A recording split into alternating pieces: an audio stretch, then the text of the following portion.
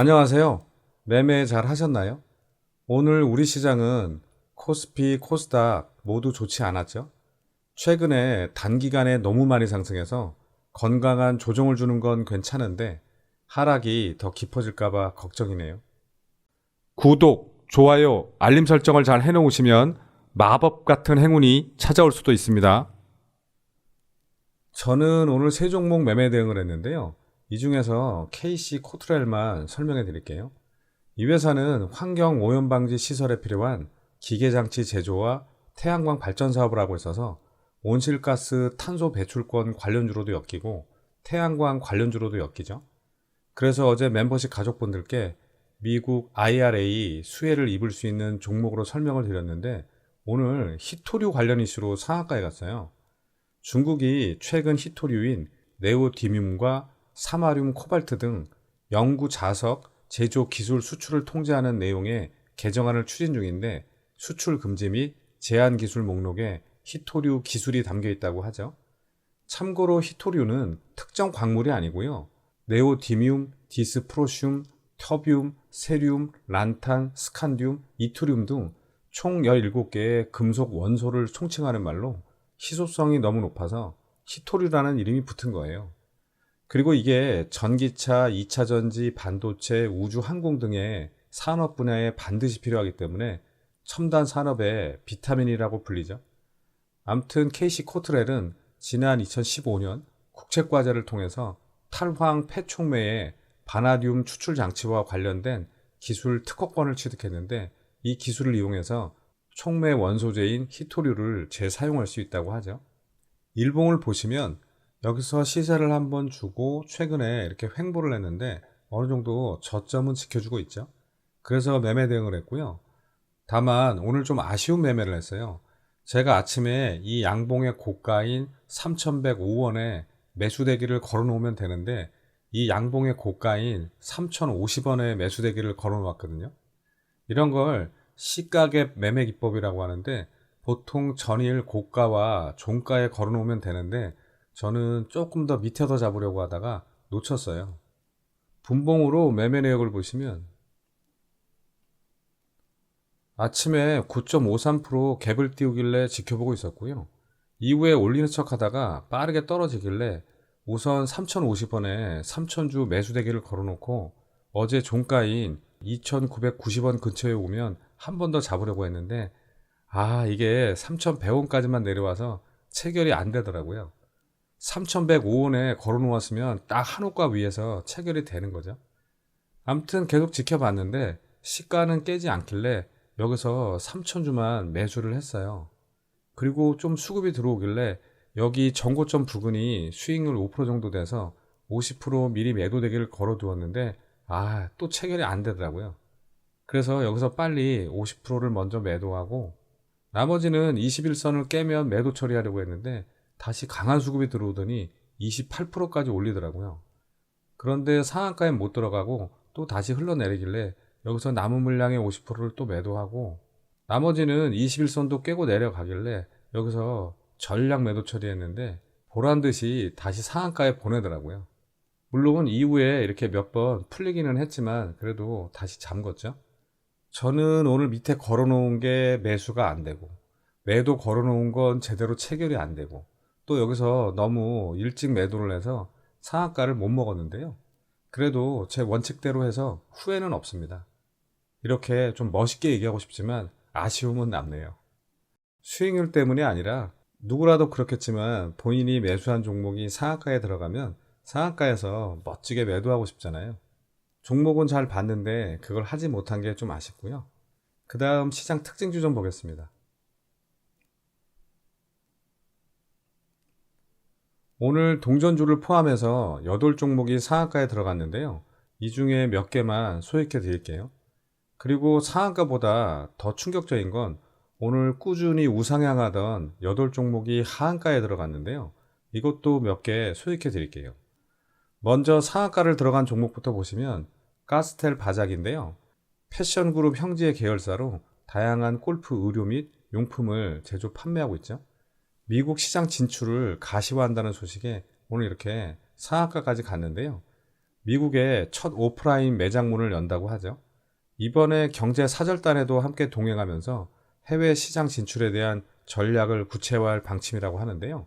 로스앤젤레스 플래그십 스토어인 K패션 글로벌 타운을 오는 6월 개설하는 동시에 연간 10조 원에 달하는 미국 군납 의류 시장에도 진출할 계획인 것으로 알려졌죠. 이런 소식에 계열사인 형지 INC와 형지 엘리트도 장중에 급등을 했는데요. 일봉을 보시면 최근에 이렇게 거래량 없이 박스권에 갇혀있던 주가가 오늘 좋은 소식으로 박스권을 탈출했는데요. 거래대금은 130억 넘게 나왔고, 분봉을 보시면 아침에 살짝 개파락으로 시작해서 9시 반부터 본격적으로 들어올리기 시작해서 5일선을 타고 그대로 상한가에 말아 올렸는데, 오후에 잠시 풀렸다가 장 막판에 다시 잠궜죠. 이번 경제 사절단에 참가하면서 어떤 성과를 이뤄낼지 앞으로 지켜보시기 바라고요. 그 다음 AFW 좀 보겠습니다. 마찰 용접 기술을 기반으로 리튬 이온 2차전지 부품 중 하나인 음극 마찰 용접 단자와 금속 가공품을 생산하는 기업으로 삼성 SDI에 독점 공급하고 있죠. 폭스바겐이 캐나다에 20조 원 규모의 배터리 공장을 건설한다는 소식에 오늘 이렇게 상한가까지 갔는데요. 이 회사가 제조한 음극 단자가 삼성 SDI를 통해 폭스바겐을 비롯해 BMW, 아우디 배터리에 공급되고 있다는 사실이 부각됐죠. 외신에 따르면 캐나다 온타리오주에 짓는 배터리 공장은 폭스바겐이 7조 원을 투자하고 나머지 13조 원은 캐나다 정부가 세액 공제를 통해서 보조한다고 하는데요. 연간 100만 대의 전기차에 에너지를 공급하는 규모로 오는 2027년 가동을 목표로 하고 있다고 하네요. 일봉을 보시면 지난달부터 2차전지 열풍에 이슈가 있을 때마다 이렇게 한 번씩 급등을 하고 또 조정을 주기를 반복하다가 최근에 61선 근처까지 조정을 줬었는데 오늘 좋은 소식으로 상한가에 들어갔죠. 거래대금은 200억 넘게 나왔고, 분봉을 보시면 아침에 거래량 없이 횡보하다가 갑자기 들어올려서 11시 전에 상한가에 말아 올렸는데요. 앞으로 어떻게 움직일지 지켜보시기 바라고요. 그 다음 선익 시스템 좀 보겠습니다.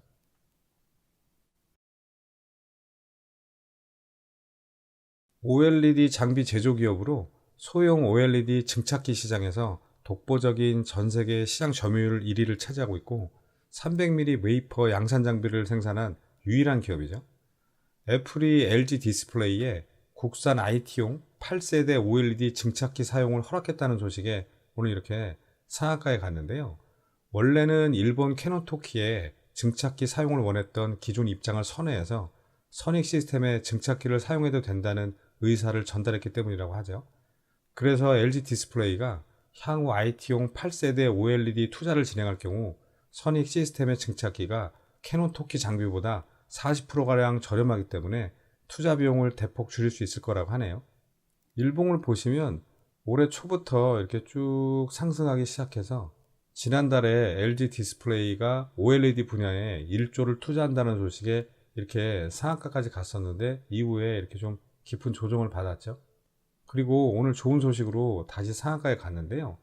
거래대금은 2130억 넘게 나왔고, 분봉을 보시면 오후 1시까지는 거래량 없이 조용히 횡보하다가 갑자기 들어올려서 상한가를 터치하고 내려와서 이렇게 횡보하다가 장 막판에 다시 말아 올렸죠.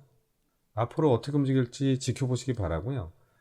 그 다음 오늘은 상한가를 간 것보다 하한가를 간 8종목이 더 충격을 준 것 같은데요. 소위 천국의 계단이라 불리면서 끊임없이 우상향하던 종목들이었죠. 몇 종목만 보시면 우선 도시가스 사업을 하는 이 삼천리인데요. 지난해부터 이렇게 쭉 우상향해서 올라왔는데 오늘 거래대금 140억으로 하한가에 들어갔어요. 그 다음 항만화역의 선두주자인 이 세방을 보시면 지난해 여름부터 쭉 우상향해서 왔었는데 오늘 불과 거래대금 100억으로 하한가에 들어갔어요. 그리고 역시 하역과 임대 사업을 하는 선광 역시 지난해서부터 쭉 우상향해서 올라왔는데 오늘 거래대금 34억으로 하한가에 들어갔고요. 그 다음 대성에너지, 대성글로벌 네트워크의 지주사인 대성홀딩스는 작년부터 꾸준히 우상향하다가 오늘 거래대금 불과 48억으로 하한가에 들어갔어요. 작년 10월부터만 본다면 이렇게 1개월, 2개월, 3개월, 4개월, 5개월, 6개월 동안 올린 주가를 단 하루 만에 토해낸 거죠. 그 다음 하림, 선진, 팜스코, 페노션, 제일사료, NS 쇼핑의 지주사인 이 하림 지주를 보시면 그동안 쭉 우상향 하다가 그래도 오늘 거래대금을 1,800억 넘기면서 하한가에 들어갔는데요. 이렇게 거래대금이라도 많이 터지면 억울하지 않을 텐데 몇십억으로 하한가 가면 진짜 멘붕이 오죠. 이래서 주식 투자는 안전장치를 몇 단계로 해두셔야 돼요. 일단 시장이 안 좋아서 이 21선을 깨면 일부 매도 처리하고 만일의 사태를 대비해서 항상 스탑로스 걸어두고 그것도 위험할 수 있기 때문에 중장기로 가져가는 종목이라도 수시로 지켜봐야 돼요. 제 채널 구독자분들 중에는 피해보신 분들이 없으시길 진심으로 바라고요. 그 다음 우리 시장 좀 잠깐 보겠습니다. 이번 주 주요 기업들의 실적 발표와 FOMC를 앞두고 미 증시가 상승 마감했는데요. 우리 시장은 결국 우려가 현실로 나타나면서 그동안의 상승 피로감을 이겨내지 못하고 이렇게 힘없이 흘러내렸죠. 코스피는 개파락으로 시작해서 외국인의 매도세에 힘없이 흘러내리면서 2523포인트로 마감했고, 코스닥도 개파락으로 시작해서 외국인과 기관의 동반 매도세에 855포인트로 마감했죠. 오늘은 아까 보여드린 대로 외국계 증권사의 매도세에 하한가 종목들이 속출했는데요. 천국의 계단이라고 생각했던 종목들이 일순간에 나락으로 떨어져서 보유하고 계신 분들은 당황보다는 충격이 너무 크실 텐데요. 세력들이 주식시장에 천국은 없으니 항상 조심하라는 경고의 사인으로 느껴지네요. 그래서 오늘 마지막으로 드리고 싶은 말씀은 주식시장에서의 천국과 지옥은 결국 본인의 욕심과 만족이 결정짓는 거라는 생각이 드네요. 적당히 먹으면 빠질 줄 알고 일봉에서 21선을 깨면 매도하고 이런 원칙과 기준을 잘 지키는 게 결국 스스로 천국으로 가는 길이 아닌가라는 생각이 듭니다. 자, 그럼 오늘은 여기까지 하고 저를 포함해서 욕심을 스스로 제어할 수 있는 분들만 다음 영상에서 뵙겠습니다. 감사합니다.